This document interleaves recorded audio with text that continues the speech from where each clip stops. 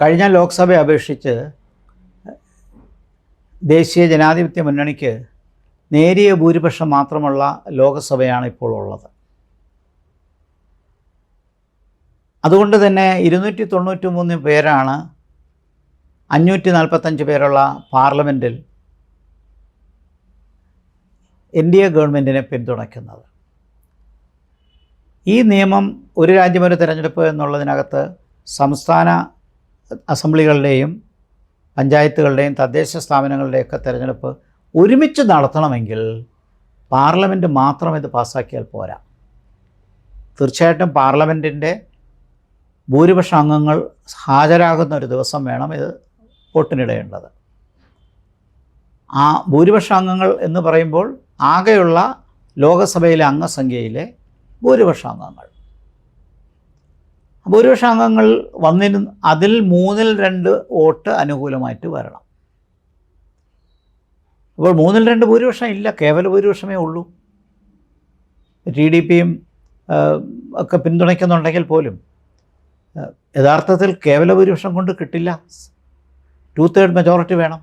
ഇതിനും പുറമെ സംസ്ഥാനങ്ങളുടെ പകുതി സംസ്ഥാനങ്ങളുടെ ഭൂരിപക്ഷം വേണം. ഇപ്പോൾ 28-ൽ പകുതി വേണം, 14 സംസ്ഥാനങ്ങളിലെയും ഭൂരിപക്ഷം വേണം. അവിടെയും ഇതേപോലത്തെ ഒരു ഭൂരിപക്ഷം വേണം. ഞാൻ നേരത്തെ ലോക്സഭയിലെ കാര്യം പറഞ്ഞ പോലെ ഇപ്പോൾ ചില സംസ്ഥാനങ്ങളിൽ BJPക്ക് 3/2 ഭൂരിപക്ഷമുണ്ട്. പക്ഷേ ഇന്നിപ്പോൾ ഏതാണ്ട് 16 സംസ്ഥാനങ്ങളിൽ NDA ഭരിക്കുന്നുണ്ട്. 28-ൽ 16-17 സംസ്ഥാനങ്ങളിൽ NDA ഭരിക്കുന്നുണ്ട്. അവിടെയെല്ലാം 3/2 ഭൂരിപക്ഷവും സംസ്ഥാന നിയമസഭയുടെ അംഗസംഖ്യയുടെ കേവല ഭൂരിപക്ഷവും നേടിയെടുക്കുക. എന്നാൽ മാത്രമേ ഈ പഞ്ചായത്ത് മുനിസിപ്പാലിറ്റി കോർപ്പറേഷനിലുള്ള തിരഞ്ഞെടുപ്പും ഇതിനോടൊപ്പം ക്ലബ് ചെയ്ത് നടത്താൻ 100 ദിവസത്തിനകം നടത്താൻ എന്നുള്ള ആശയം വിജയിക്കാൻ സാധ്യതയുള്ളൂ. അതത്ര എളുപ്പമല്ല, ഇപ്പോഴത്തെ സാഹചര്യത്തിൽ എളുപ്പമല്ല. കഴിഞ്ഞ പാർലമെൻറ്റായിരുന്നു അതിന് കുറച്ചുകൂടി സാധ്യതയുള്ളത്. കാരണം അന്ന് 20 സംസ്ഥാനങ്ങൾ വരെ BJP അലയൻസ് ഭരിച്ച കാലഘട്ടമുണ്ടായിരുന്നു.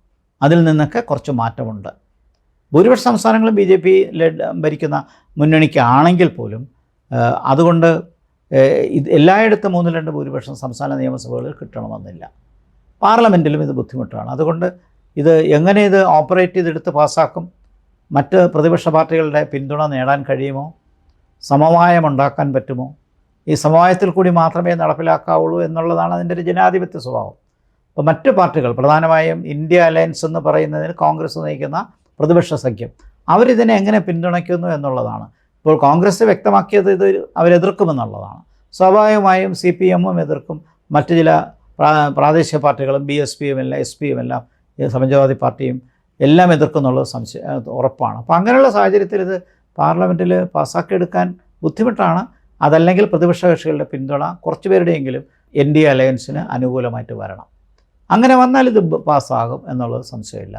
പക്ഷേ ഇപ്പോഴത്തെ കണക്കനുസരിച്ച് അത് ഇത്തിരി ബുദ്ധിമുട്ടാണ്. അപ്പോൾ ഇത്രയും വലിയൊരു ഭൂരിപക്ഷം പാസ്സാക്കിയെടുത്ത് 2029 മുതലാണ് നടപ്പിലാക്കാൻ ഉദ്ദേശിക്കുന്നത്. കട്ട് ഓഫ് ഡേറ്റ് 2029 ആണ്. അപ്പോൾ 2029 വരുമ്പോൾ ആദ്യം വരുന്ന പ്രശ്നം എന്താണ്? ഉദാഹരണമായി കേരള അസംബ്ലി 2026 ഇലക്ഷൻ വയ്ക്കും. അത് തടയാൻ പറ്റില്ല. ഈ നിയമം പാസ്സായി വരികയാണെങ്കിൽ 29-ൽ കേരള അസംബ്ലിയുടെ ആയുസ് 3 വർഷമായി മാറും. പിന്നീട് 29-ൽ വീണ്ടും അസംബ്ലി തിരഞ്ഞെടുപ്പ് പാർലമെൻറ്റിനോടൊപ്പം നടക്കും.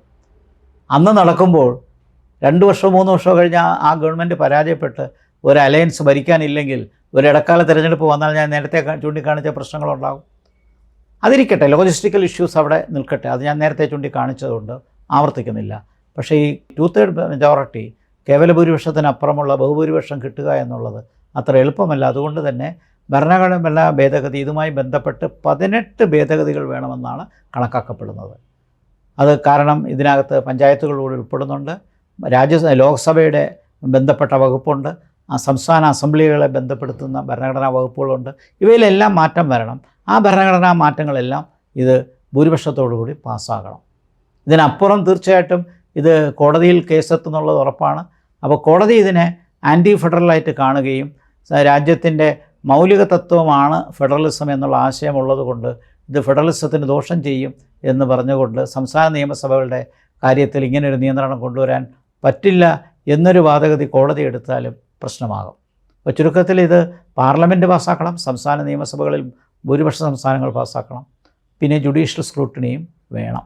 ഇത്രയും കഴിഞ്ഞാലേ ഇത് ഫൈനലി ഇംപ്ലിമെൻറ്റ് ചെയ്യാൻ പറ്റുള്ളൂ. 29 വരെ സമയമുണ്ട്, 2029 വരെ സമയമുണ്ട് എന്നുള്ളത് വസ്തുതയാണ്. ഒരു രാജ്യം ഒരു തിരഞ്ഞെടുപ്പ് എന്നുള്ള ആശയത്തിന് JDUവും TDPയും പിന്തുണ പ്രഖ്യാപിച്ചു കഴിഞ്ഞിട്ടുണ്ട്. ആ പിന്തുണ ഉറപ്പിച്ചിട്ട് തന്നെയാണ് ക്യാബിനറ്റിലെ നിയമം പാസ്സായത്. അതുകൊണ്ട് സഖ്യകക്ഷികൾ എന്നുള്ള നിലയിൽ NDAയിൽ അഭിപ്രായ ഭിന്നത ഇല്ല ഇക്കാര്യത്തിൽ. മുന്നണിയുടെ ഒരു രാഷ്ട്രീയം, അതിനകത്തുള്ള മാനേജ്മെൻറ്റ്, കോalition മാനേജ്മെൻറ്റ് എന്നുള്ള കാര്യത്തിൽ എനിക്ക് തോന്നുന്നു ദേശീയ ജനാധിപത്യ സഖ്യത്തിന് കുറച്ചുകൂടി സ്കില്ലുണ്ട്. ആ സ്കില്ലുള്ളത് കൊണ്ട് തന്നെ ഇതിനകത്ത് തീർച്ചയായിട്ടും TDPയും JDUവിൻ്റെയും പിന്തുണ കിട്ടുമെന്ന് മാത്രമല്ല, മറ്റ് ചില പ്രതിപക്ഷ പാർട്ടികളുടെ പിന്തുണയും കൂടി കിട്ടാൻ സാധ്യതയുണ്ട്. അങ്ങനെ കിട്ടിയാൽ മാത്രമേ ഇത് പാസ്സാവുള്ളൂ. ഈ TDPയും JDUവും മാത്രം കൊണ്ട് ഇത് അവസാനിക്കുന്നില്ല. കൂടുതൽ പ്രതിപക്ഷ കക്ഷികളുടെ പിന്തുണ വേണം. എന്തായാലും ഇപ്പോൾ ഭരിക്കുന്ന NDAയുടെ എല്ലാ സഖ്യകക്ഷികളും ഇതിനെ പിന്തുണയ്ക്കുമെന്നുള്ള കാര്യത്തിന് യാതൊരു തർക്കവുമില്ല. ഇപ്പോൾ 293 അംഗങ്ങളുടെ പിന്തുണ ഇതിന് ഉറപ്പുണ്ട്. അതിൽ 242 BJPയുടെ തന്നെയുണ്ട്. ബാക്കിയുള്ള 51 അംഗങ്ങളാണ് ഈ പറയുന്ന TDPയും JDUവും, പിന്നെ ചെറിയ 1-2 കക്ഷികളും. അവരുടെയൊക്കെ പിന്തുണ ഇക്കാര്യത്തിലുണ്ടാകും. അതുകൊണ്ട് അതിന് ആക്ഷേപമുണ്ടാവില്ല. തീർച്ചയായിട്ടും ഗവൺമെൻറ്റിന് അത് പാസ്സാക്കാൻ ആ നിലയ്ക്ക് സ്വന്തം മുന്നണിക്കകത്ത് അഭിപ്രായ വ്യത്യാസം ഉണ്ടാവില്ല. അതിൻ്റെ പിന്തുണ കിട്ടും. പക്ഷേ അതൊരു 2/3 മെജോറിറ്റിയിൽ എത്തിക്കാൻ ഇത് പോരാ, മറ്റ് പ്രതിപക്ഷ പാർട്ടികളുടെ പിന്തുണയും കൂടി ആവശ്യമാണ്. അത് എത്രത്തോളം നേടാൻ കഴിയും, സമവായം ഉണ്ടാക്കാൻ കഴിയുമോ എന്നുള്ളതാണ് നമ്മളിനി കാത്തിരുന്ന് കാണേണ്ടത്.